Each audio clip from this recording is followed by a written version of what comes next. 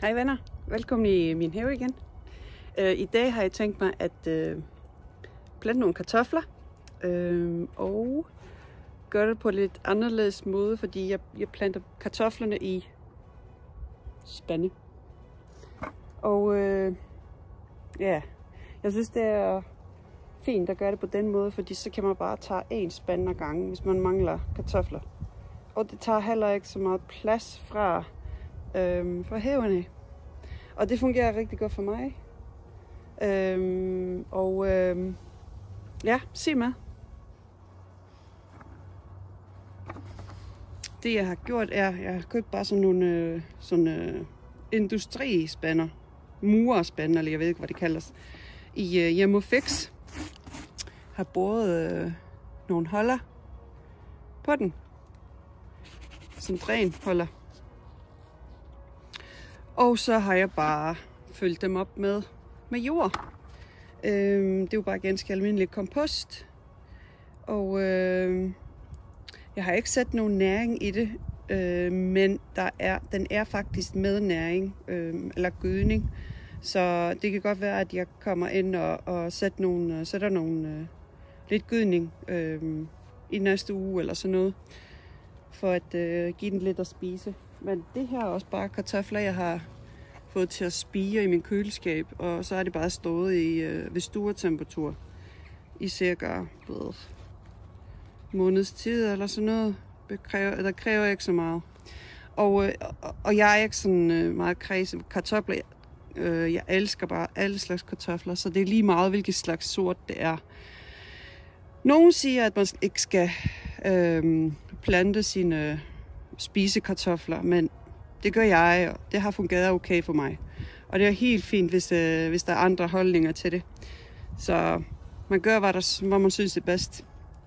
Og det er i hvert fald et forsøg, igen og igen hos mig, at plante mine spisekartofler, som jeg ikke kan koge eller lave mad fra. Så ja.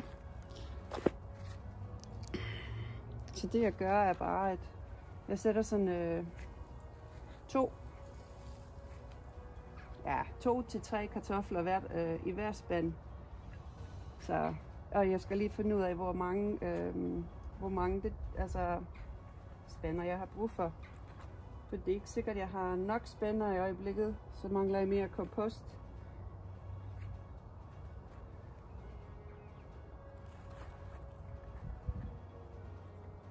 Det er jo ganske simpelt. Det skal bare, nu stiller jeg den bare sådan for at vise, hvordan afstanden skal være. Cirka.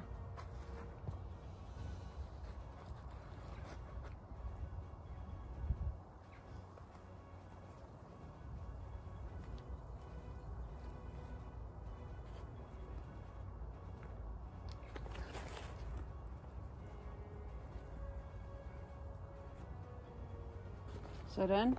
Nu har jeg sat alle spænder, jeg har lige i øjeblikket. Jeg har kun 7 kompost til 7 spænder. Men ja. Så laver jeg bare sådan et lille hul her. Sætter den ned og lukker godt til.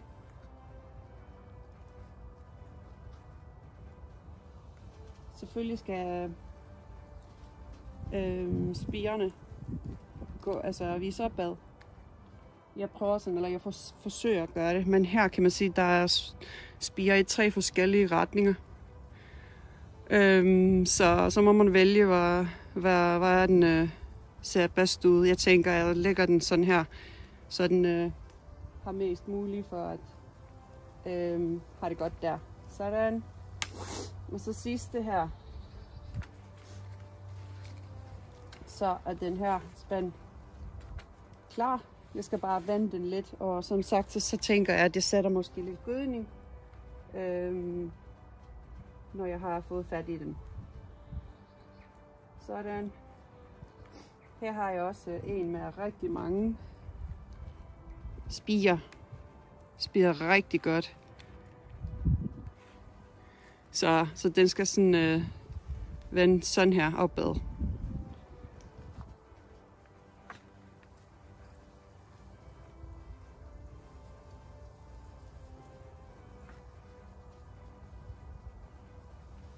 så er det bare lige ud af landevejen.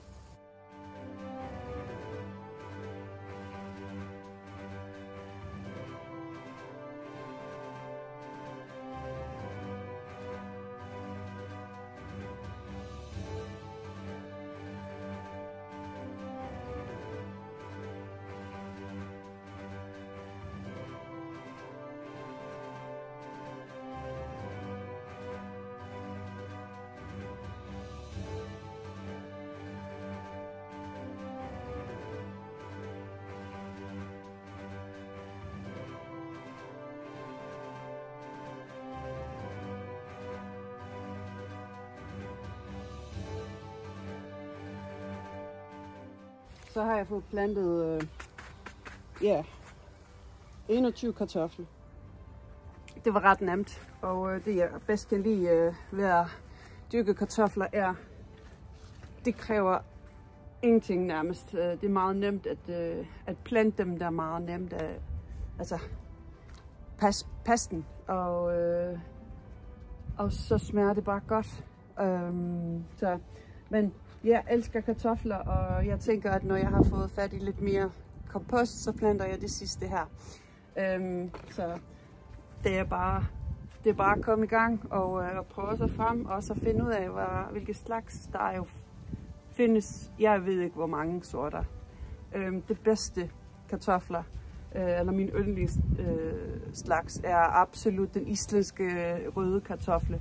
Den har jeg bare ikke fundet her i Danmark. Ja, det er simpelt, og det smager godt. Kartoflerne, de behøver ikke så meget gødning eller lignende. Det er bare, de er glade i at komme ned i jorden, og så skal jeg også få vand indimellem. Selvfølgelig må de ikke være tørre, så man skal huske at vande dem, hvis ikke det regner.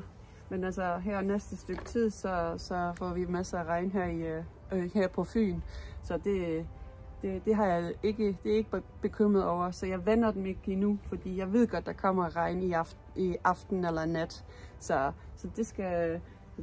det gør naturen for mig. Men det var det, for jeg havde i dag, så jeg håber, at I alle sammen har gavn og glæde af at se, hvordan jeg planter kartofler, og jeg håber også, at de kan have mulighed for at komme ud i haven og naturen i dag. Hej.